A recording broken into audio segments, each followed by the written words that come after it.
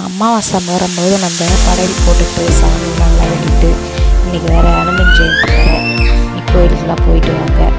அப்புறம் இந்த குழந்தைங்களாம் திருஷ்டி கடைங்களில் இந்த வீடுங்களாம் சில பொருளாக வாங்கினா சில பேர் திருஷ்டி போடுவாங்க.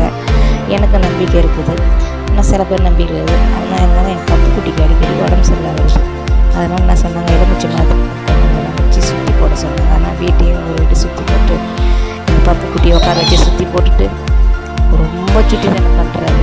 அப்புறம் எங்கள் வீட்டில் என் கம்பெனியில் ஒர்க் பண்ணுற பிள்ளைங்க செஞ்சு பப்புக்குட்டி ரொம்ப சுட்டித்தனம் பண்ணுறாரு. அடிக்கடி உடம்பு சரி சுற்றி போடுங்கக்கா அப்படின்னாங்க. சரிங்கன்னு சுற்றி போட்டேன். அப்புறம் இன்னைக்கு கோயிலுக்கு போயிட்டு வாங்க, கமெண்ட்டில் சொல்லுங்கள். அப்புறம் உங்கள் பிள்ளைங்கள்லாம் நிறைய ஜுரமாக வருது, பார்த்து வச்சுருங்க. நிறைய நம்ம பெரியவங்க சின்ன பிள்ளைங்க ஜுரம் வருது, கிளைமேட் மாறி மாறி வருது. அவ்வளோதான் சாப்பாடெலாம் செஞ்சுட்டு படையல் போட்டாச்சு. அப்புறம் எங்கள் முன்னெல்லாம் எங்கள் பப்புக்குட்டி நல்லா வணங்கி சொல்கிறதெல்லாம் செய்கிறாரு பாருங்கள்.